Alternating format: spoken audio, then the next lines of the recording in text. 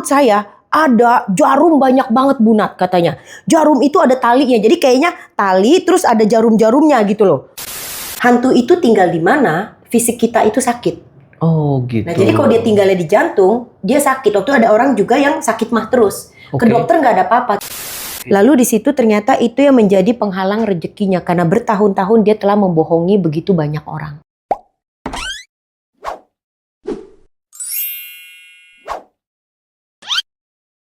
Open the door. Bu Nat, sebenarnya kerasukan itu gaib atau pikiran? Oke, kita mau bahas itu ya. Ya, sebelum Bu Nat jawab, kita akan pengenalan profil dulu terlebih dahulu. Nah, Bu Natalia Sunaidi, CHT ya. Yes. Certified hipnoterapis. Yes. Seorang ahli profesional di bidang hipnoterapi. Nah, di sini nanti kita akan bahas beberapa pertanyaan yang mungkin akan sangat menarik kita dengarkan.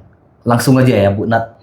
Nah, kalau di hipnoterapi itu memang kita ada tentang nama ilmu pengetahuannya adalah ERT, yaitu Entity Releasement Technique. Nah, jadi kebetulan saya hipnoterapis lulusan Amerika. Nah, jadi di Amerika itu sendiri waktu saya pendidikan itu ada namanya ERT, Entity Releasement Technique, yang artinya jangan-jangan itu kalau di Indonesiain kerasukan. Nah, jadi entity itu kan entitas. Nah, jadi releasement melepas. Nah, jadi kalau di Indonesiain mungkin melepas hantu ya, teknik melepas hantu. Coba bahasa Inggrisnya entity releasement technique. Nah, kami ini kan hipnoterapis pendidikan Amerika, tentu semuanya berdasarkan klinis. Maksudnya adalah science. Ya. Jadi even ini di Amerika itu diajarin juga. Nah, karena memang ketika kita memasuki alam bawah sadar, kan hipnoterapis membuka alam bawah sadar. Nah, kalau misalnya seseorang itu dikirimin santet, terus dikirimin apa ya, guna-guna, atau orang itu ada hantunya di dalamnya, gitu kerasukan, ya? Nah itu kan semua tempatnya di alam bawah sadar. Nah, sedangkan kami para hipnoterapis kan pekerjaannya mengantarkan seseorang masuki alam bawah sadar. Nah, kalau orang-orang itu kena santet, kena hal-hal kayak gitu, begitu masuki alam bawah sadar semuanya keluar tuh. Nah, jadi kalau kami tidak diberikan bekal pendidikan seperti itu, gimana? Pas waktu dibuka alam bawah sadar, ini orang kena santet, keluar santetnya kan? Nah, kami harus bisa untuk menanganinya, tetapi klinikal ya, klinis. Dalam hal ini adalah very scientific. Nah, jadi bahkan di Amerika pun ada loh itu. Jadi kalau kita mau bilang itu gaib atau science ya itu kenyataan, realita. Ilmunya itu ada, tekniknya itu ada sebagai mata kuliah saya waktu di sana. Mata pelajaran. Bu Nat setuju, berarti gaib itu benar ada ya. Tapi tergantung juga pasiennya, benar apakah dia benar kena gaib santet atau memang mentalnya gitu. Oke, kalau kami diajarin sebagai sisi hipnoterapis ya. Kami itu nggak peduli itu beneran hantu atau itu hanya fenomena sugesti. Nah, contoh gini, misalkan contoh kasus saya, ada istri ini datang ke saya karena dia sakit mah, tapi nggak sembuh-sembuh. Setiap kali sakit mah itu muntahnya luar biasa, kayak sudah mau mati. Tetapi ke dunia medis, ke dokter nggak ada sakit.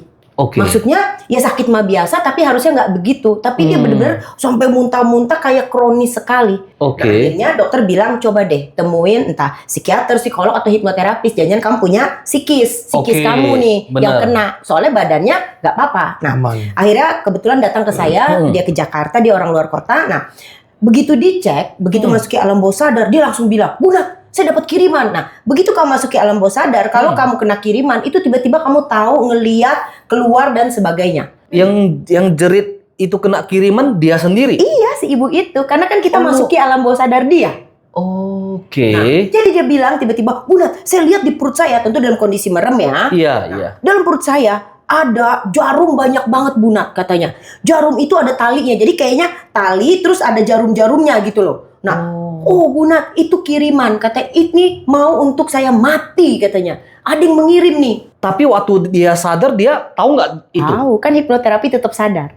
Nah, hebatnya hipnoterapi itu dalam keadaan sadar, tapi kita bisa memasuki alam bawah sadar, dan kita bisa mengetahui semua itu. Enggak, maksudnya yang si ibu itu, pasiennya kita sebut klien. Klien. Kliennya Bu Nat itu secara sadar dia tahu memang diguna-guna, ada perutnya tuh ada jarum, benang, atau nggak tahu? Nggak tahu, kan dia datang waktu itu sakit. Nah, begitu masuk ke alam bawah sadar, dia melihat dengan mata batin dia, ada itu Oh, jarum ada itu jarum. Oh, tapi di dalam pikirannya. sebenarnya dia nggak tahu. Nggak Tapi tahu. pada saat hipnoterapis Ketahuan. dia ngomong sendiri gitu. Mengetahui gitu. saja. Bisa Nah, begitu ya? Nah, akhirnya dikeluarin tuh ya dengan kemampuan dia kita keluarin gitu kan. Dengan tentu imajinasi kita keluarin, beres ceritanya tuh. Misalkan selesai, udah nggak ada jarumnya, udah bersih, ya kan? Cara keluarnya gimana, Bu? Tentu melalui imajinasi. Itu kan Oh. alam bawah sadar, dunia imajinasi. Oke. Keluarinnya pun dengan cara imajinasi. Oh, tapi bukan benar keluar jarum gitu? Tidak. Oh, Enggak. Oke. Nah, jadi begitu selesai sesi itu, dia pulang jalan seger buger. Sehat langsung. Sehat langsung, udah nggak kelayangan waktu datang itu dipapah, udah orang penyakitan banget. Begitu keluar dari sesi, dia seger bugar. Nah, dari sisi hipnoterapis, kami ini tidak punya kemampuan gaib, tidak ada, Oh, tidak sebenarnya ada. tidak ada. Kami tidak punya. Kami Oke. ini adalah seorang profesional Oke. dengan pendidikan hipnoterapi, Hipnoterapi, sekolah oke. hipnoterapi kan. Nah, Oke. jadi kalau mau dibilang ini sugesti, could be bisa. Karena mungkin saja orang Indonesia atau semua orang di dunia Yes. kan selalu ada pikiran gaibnya. Benar. Selain klinis kita ada pikiran gaib, selain sains kita ada pikiran gaib. Oke. Entah dari turun-temurun orang tua yang cerita tentang itu. Nah, Yes. bisa saja itu adalah sugesti dia. Oh. Yang dari turun-temurun bahwa kalau ada orang jahatin dia bisa mengirim. Oke. Atau beneran itu ada. Beneran memang itu Oh. santet. Yes. Atau banyak kan dulu di Indonesia kan kita tahu ya, banyak film-film yang horor gitu ya, santet gitu ya. Dan itu ditontonkan ke publik semua kan. Dari kecil kan Dari kita kecil, nonton itu iya. kan. Nah, jadi kalaupun itu benar santet, bagaimana kita tahu? Maksudnya membuktikannya pakai cara apa? Nggak ada kan? Kita Iya. bukan dukun, kita nggak Iya. punya kemampuan spiritual untuk tahu ini Iya. santet atau bukan. Nah, Yes. atau itu hanya sugesti yang masuk. Nah, dari sisi kami hipnoterapis, we don't care mau itu santet beneran atau itu hanya imajinasi sugesti. Oke. Intinya adalah apapun yang masuk itu, berarti kan itu masuk. Yes. Entah itu berupa pikiran, berarti kan pikiran yang masuk. Iya. Oke. Apapun itu santet beneran ada jarumnya, masuk ke dalam dunia gaib, ya kan? Tugas kami adalah mengeluarkannya. Oke. Sehingga tidak ada. Misalkan itu cuma sugesti, berarti kami harus mengeluarkan sugestinya. Oke. Kalau itu memang santet, ya kami harus keluarkan dengan cara pikiran. Oh, dengan cara hipnoterapis pikiran ya. Nah, jadi dengan demikian tugas kami adalah let go. The wrong belief, program yang salah, ataupun itu memang santet beneran. Oke. Itu tugas kami. Setelah itu selesai sampai di situ kami tidak mikirin oh ini santet beneran atau bukan atau it's just suggestion sugesti, kita nggak pikirin Oh, itu. nggak pikirin. Yang Nggak. penting ini barang keluar atau ini pikiran yang negatif Iya, keluar gitu. yang penting klien itu getting better. Nah, Bunat itu kan mengenai santet, Bunat. Nah, bagaimana dengan orang yang kerasukan gitu? Oke, tentang kerasukan itu gini. Umumnya kita nggak tahu orang itu beneran kerasukan atau enggak juga kita nggak tahu. Sama seperti yang santet tadi. Oke. Ini hanya sugesti atau ini beneran ada makhluk yang masuk ke dalam tubuh dia, kan kita nggak tahu. Oke. Maksudnya adalah kita orang awam, saya hipnoterapis itu orang awam.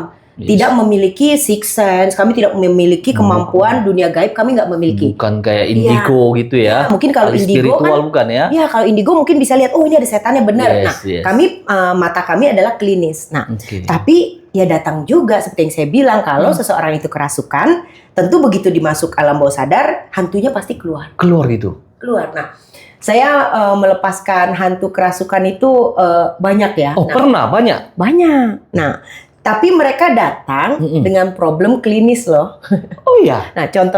Waktu itu ada bapak-bapak datang. Oke. Dia datang karena sering kena serangan jantung. Oke. Merasa kena serangan jantung. Merasa. Heeh. Oke. Jadi setiap kali dia ke UGD, kena serangan jantung. Oh, Sesak Oke. napas. Iya, deg-degan, mau pingsan. Yes. Dia merasa kena serangan jantung. Oke. Gitu kan. Nah, dia ke UGD, dicek sama dokter, nggak apa-apa. Kata dokter nggak apa-apa. Pulang lagi, jantungnya oke. Oke. Heeh. Tetapi memang ada kelainan, detak jantungnya lebih kencang. Oke. Lebih cepat dibandingkan orang biasa. Oke, Nah, oke. tapi kata dokter nggak ada apa-apa. Kamu secara medis kamu sehat. Oke. Nah kayak gitu akhirnya ya sama disarankan. Mungkin kamu ke psikiater, psikolog atau hipnoterapis kata dokter. Yes, yes. Akhirnya dia datang ke saya. Waktu dia datang ke saya, dia pakai alat yang apa itu yang di jari itu loh. Oh, ngedeteksi jaba jantung. Jantung. Oh, kayak cek oksigen sama Iya. detak jantung. Iya. Oke. Nah, waktu dia cek di sini, oh tinggi sekali. Oke. Detak jantungnya termasuk tinggi. Nah, Jadi dia bilang nih, Bu Nat, kalau saya menghayal, ini buktinya ada, fisikalnya ada. Memang jantung dia detaknya lebih cepat dibanding orang lain. Dokter juga mengakui itu, makanya jangan-jangan kamu mungkin ada stres, ada tekanan, bisa jadi kan. Yes. Akhirnya udah lakukan hipnoterapi, ya cara biasa, cara klinis biasa. Berarti mungkin ini psikosomatik. Kalau dalam hipnoterapi adalah psikosomatik. Tubuh sehat, tapi kamu sakit. Nah, itu namanya psikosomatik. Oke. Itu penyakitnya di pikiran. Lalu begitu masuk ke hipnoterapi, tiba-tiba dia kan bapak-bapak ya. Terus tiba-tiba dia suaranya menyerupai perempuan. Nah, terus dia bilang, suara menyerupai perempuan itu bilang, aku suka dia. Nah, kan saya bingung. Loh, tiba-tiba kok ngomong begitu? Kan lagi berbaring, tutup mata, tiba-tiba bilang, aku suka dia. Loh, kan saya tanya, dia siapa? Karena di luar konteks dong.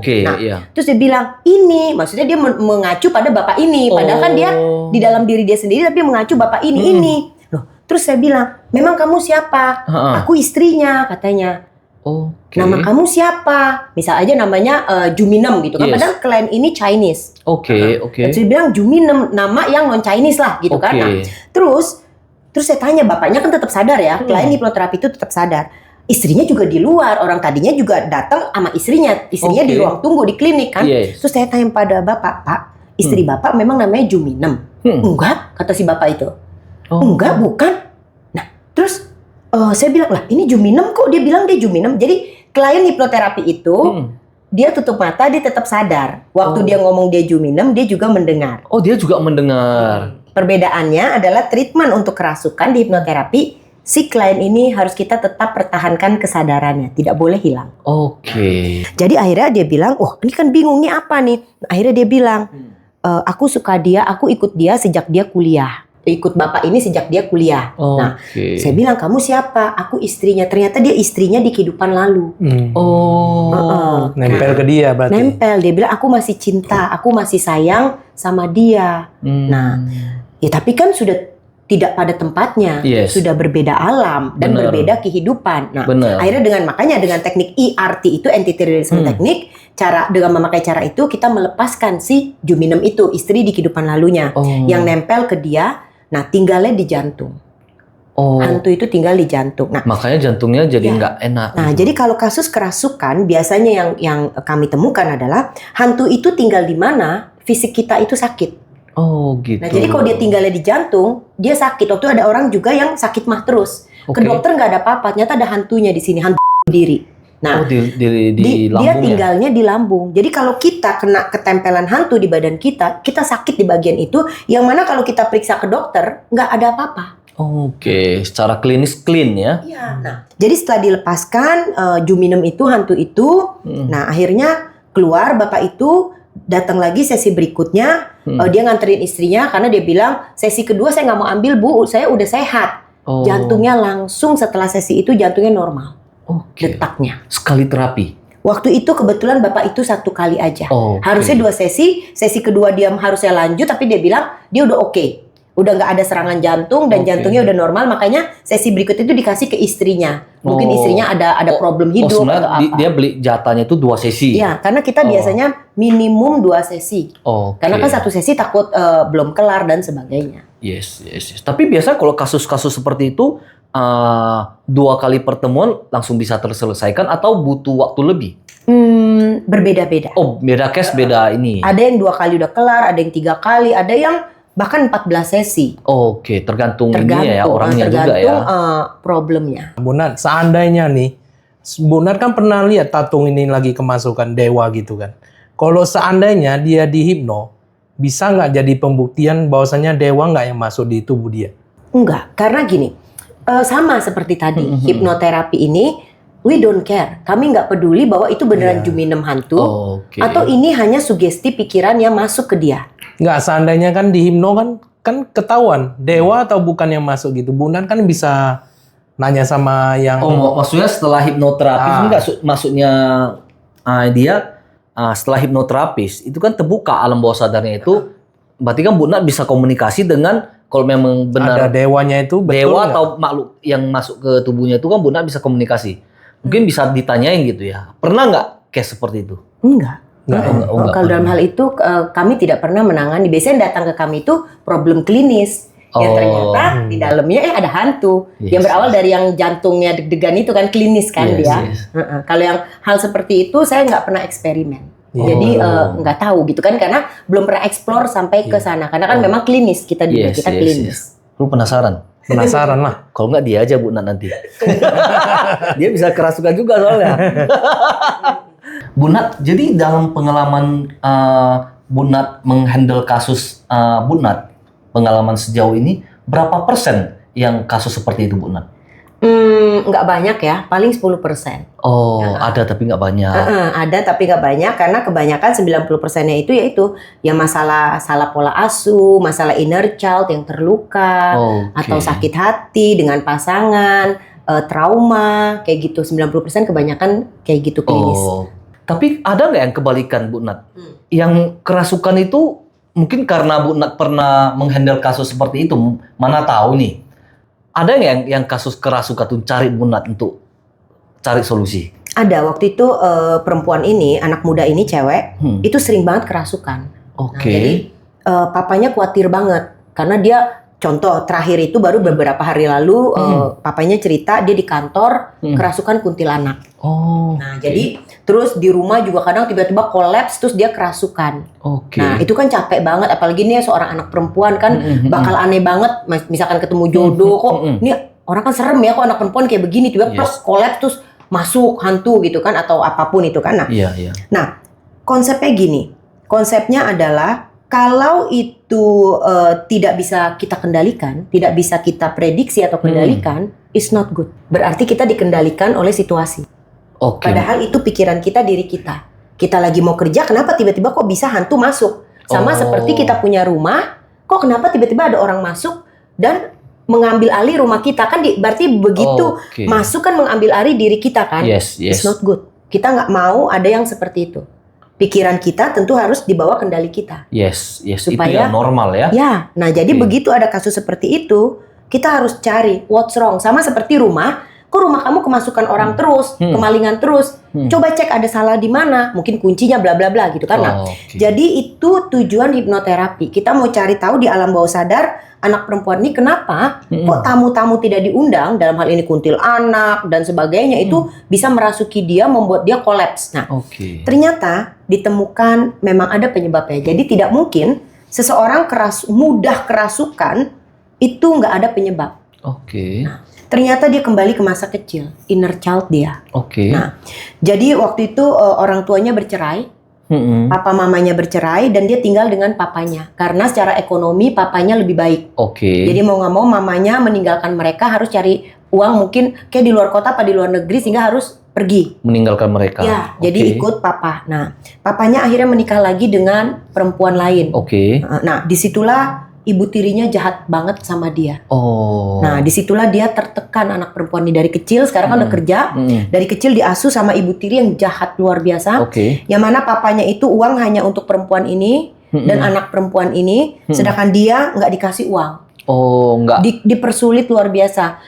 Kuliah aja dia harus kerja sendiri. Nah, jadi disitulah tekanan-tekanan anak ini tertekan dari kecil. Nah, itu menjadi penyebab alam bawah sadarnya mudah disusupi makhluk. Nah, kita harus pulihkan inner child ini. Kita harus pulihkan batin dia. Nah, setelah sejak itu dia sudah tidak lagi kerasukan. Setelah diterapi. Dia sudah menjadi perempuan biasa. Nah, tapi tunggu, dia itu berarti benar kerasukan gitu ya? Kalau soal itu seperti yang saya bilang, kalau hipnoterapi kan kami tidak punya kemampuan untuk mengetahui bahwa itu kerasukan atau enggak. Tapi waktu di sesi itu kuntilanaknya muncul. Muncul dia. Nah, kuntilanaknya muncul dengan ketawanya yang khas gitu kan. Nah kuntilanak itu ternyata tinggal di pohon dekat kantornya. Dia ngaku gitu. Nah, jadi dia mau iseng siapa yang bisa dimasukin, ternyata perempuan ini gampang dimasukin untuk mengacau kan. Nah, akhirnya kuntilanak itu masuk.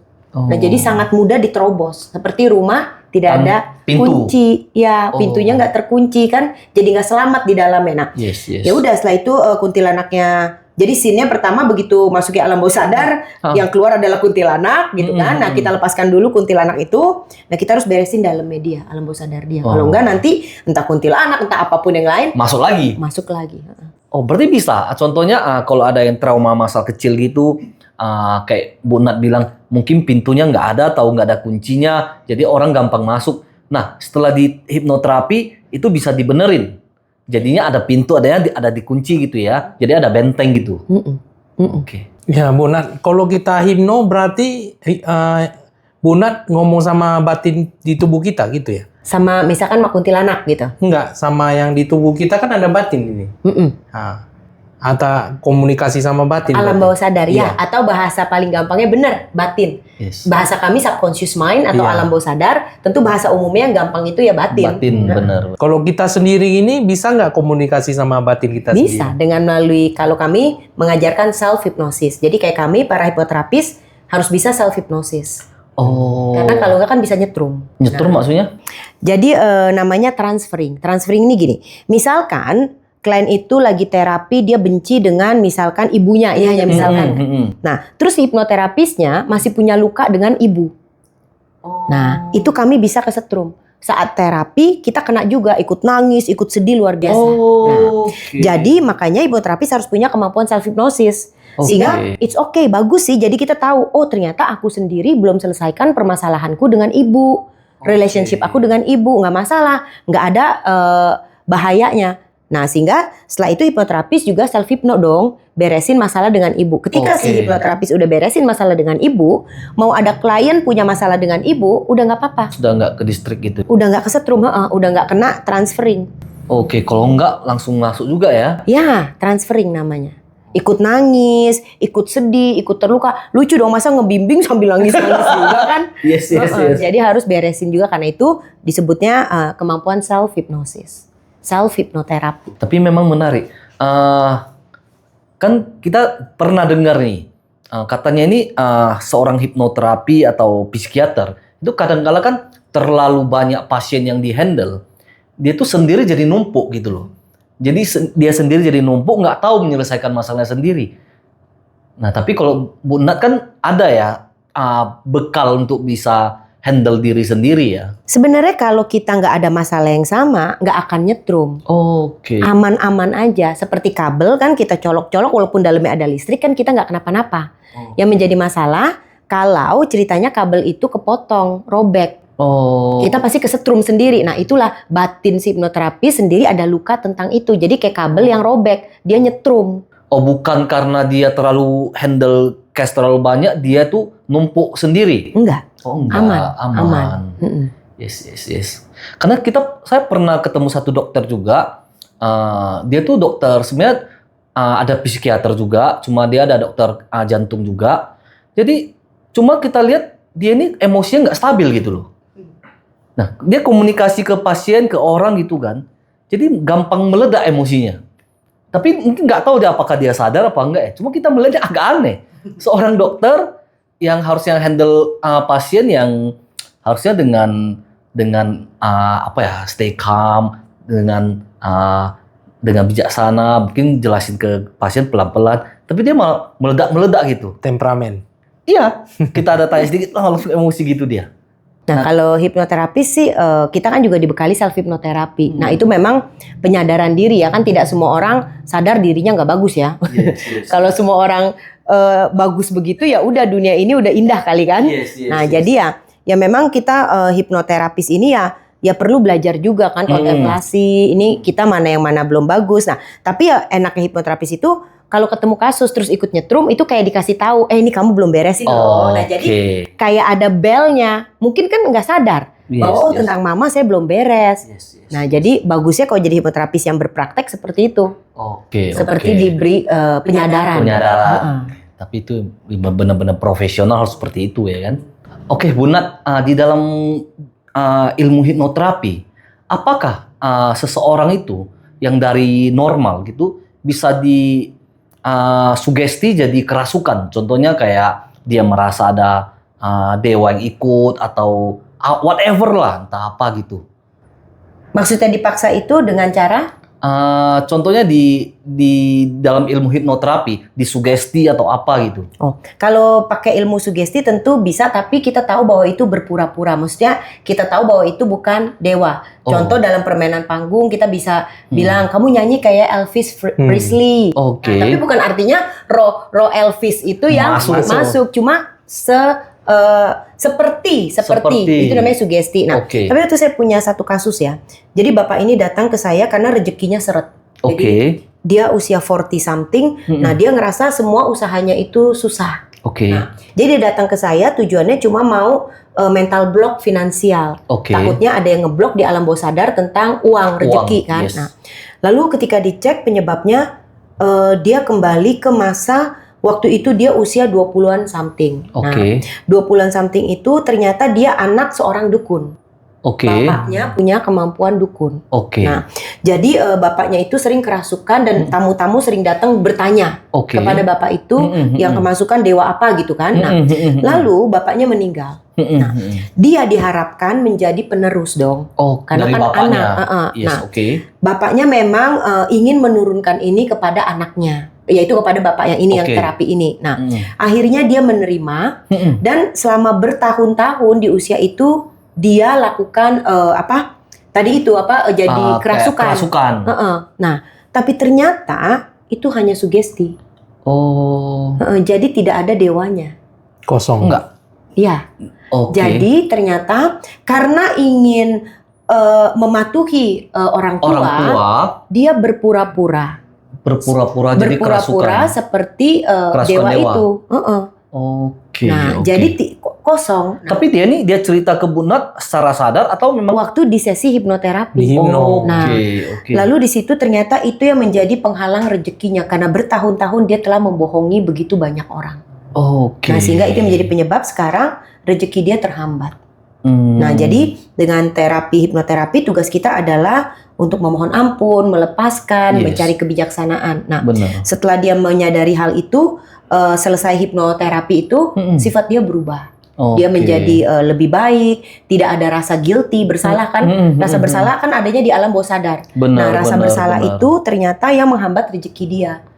Sehingga itu membuat dia nggak bisa nerima rezeki yang lebih besar karena dia selalu merasa dirinya nggak pantas karena dulu pernah berbuat dosa. Banyak membohongi orang.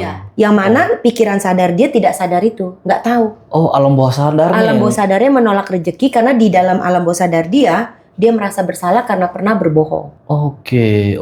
Nah itu, jadi nggak tahu ini apakah menjawab, tapi ya waktu itu dia seolah-olah karena ingin menjalankan perintah ayahnya, nah dia benar-benar seolah-olah itu kerasukan. Tapi mungkin karena udah dilakukan bertahun-tahun, dia tuh udah jadi kebiasaan dia ya, tanpa dia sadar ya. Tapi batinnya menolak seharusnya gitu. Karena tidak ada itu, dia tidak punya kemampuan itu sebenarnya. Bu Nat, di dunia hipnosis itu, apakah bisa digunakan orang untuk jadi kejahatan gitu?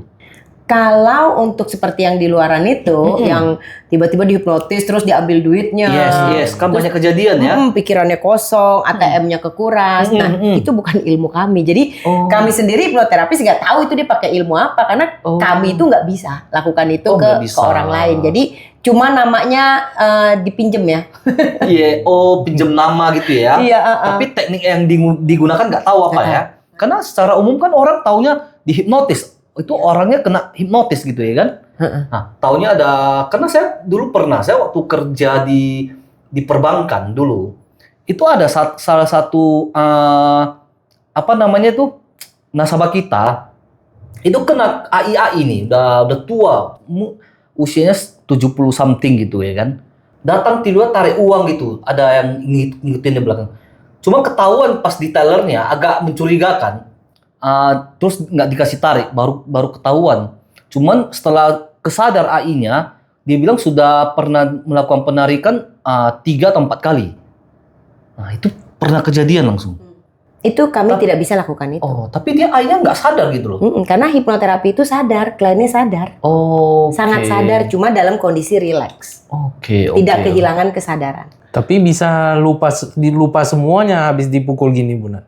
Iya. Jadi itu kita nggak tahu apa itu. Yang dia mau. orangnya korbannya tetap melakukan gitu. Iya, iya, iya. Nah itu bukan ilmu kami, nggak tahu itu ilmu apa. Cuma namanya kepinjem ya. Kepinjem ya, hipnotis gitu ya. Heeh. Ini karena secara umum orang nggak paham ya. Kurang paham. Tapi kebanyakan korbannya yang umurnya udah ada Tua. umur lah gitu, udah tua gitu. Iya, mungkin itu karena kesadarannya lemah atau gimana ya Bu Nadia?